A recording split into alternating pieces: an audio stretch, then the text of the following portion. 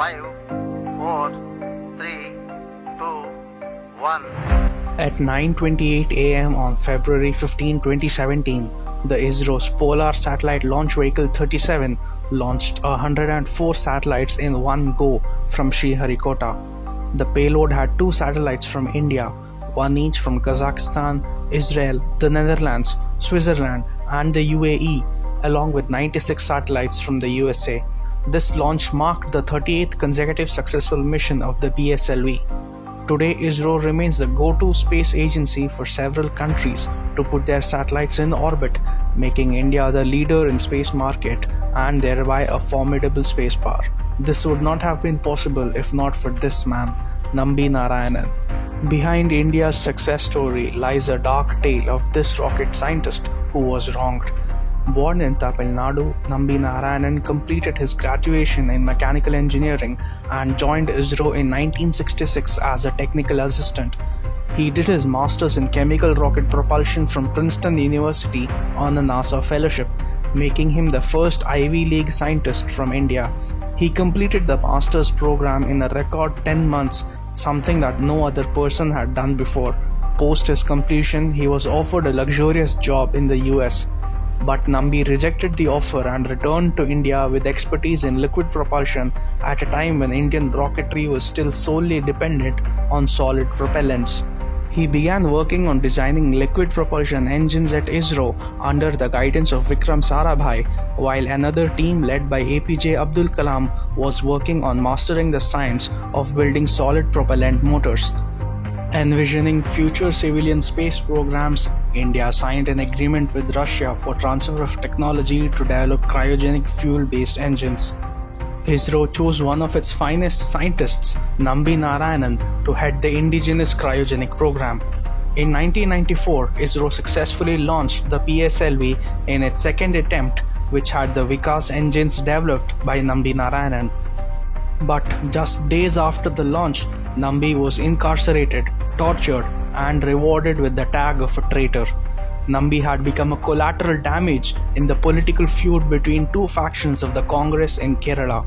At that time, one faction of the Kerala Congress led by A.K. Antony and Oommen Chandy were looking to embarrass the other faction led by then Kerala Chief Minister Karunakaran. They got an opportunity when one Maldivian woman named Mariam Rashida was arrested on the charges of overstaying her visa. However, Mariam Rashida was reportedly arrested on false espionage charges after she had rejected the police inspector's offer to indulge in sexual activities. But Rashida's arrest and the arrest of another Maldivian woman named Fauzia Hassan provided the much-needed fodder for A.K. Antony and Oommen Chandy to target Chief Minister Karunakaran. The police had found the phone number of D. Shashikumaran, Nambi's colleague at ISRO, in Rashida's diary. Rashida had Shashikumaran's number as his wife was a doctor and had gone to see her. However, the politically charged Kerala police implicated Shashikumaran, K. Chandrasekharan, and Nambi Narayanan, accusing them of being honey-trapped by Maldivian women and leaking confidential flight test information to Pakistan. In order to strengthen the claims, R.B. Srikumar, an officer close to Congress ecosystem, was posted as the Deputy Director of the Intelligence Bureau. Nambi Narayanan was charged with the Official Secrets Act and was alleged to be a member of aspiring. Under IB custody, Nambi Narayanan was forced to confess to the crime. When he refused, Nambi was subjected to horrendous mental and physical torture by the then Kerala Police and Intelligence Bureau officers. He was handcuffed, beaten, and tortured for hours until he collapsed and was taken to the hospital. Following this, the case was transferred to the CBI, which, after 18 months of investigation, submitted a closure report in 1996 stating that the espionage case was fabricated. Nambi eventually got bail after 50 days of being under custody. The Supreme Court in 1996 had upheld the findings of the CBI and had asked the Kerala government to pay Rs 1 lakh in compensation to Narayanan and others. And Nambi Narayanan spent the rest of his career doing a desk job at ISRO's Bengaluru facility. But the case did not end there. The then CPIM government, led by E.K. Nayanar, tried to reopen the case for political reasons to show the previous government in a bad light. The government ordered more investigations but was struck down by the Supreme Court in May 1998. In September 1999, the National Human Rights Commission passed strictures against the government of Kerala for having damaged Narayanan's distinguished career in space research, along with the physical and mental torture to which he and his family were subjected. The Supreme Court in 2018 ruled that Narayanan was not guilty of any of the espionage charges as accused by the Kerala police, and the bench said the case was unnecessary and that he was implicated. It also appointed a 3-member panel headed by a former Supreme Court Judge D.K. Jain to probe the arrest and torture of former space scientists in the ISRO spy scandal that turned out to be fake. On 14 April 2021, the Supreme Court of India ordered a CBI probe into the involvement of police officers in the conspiracy after the D.K. Jain committee report pointed out to a conspiracy.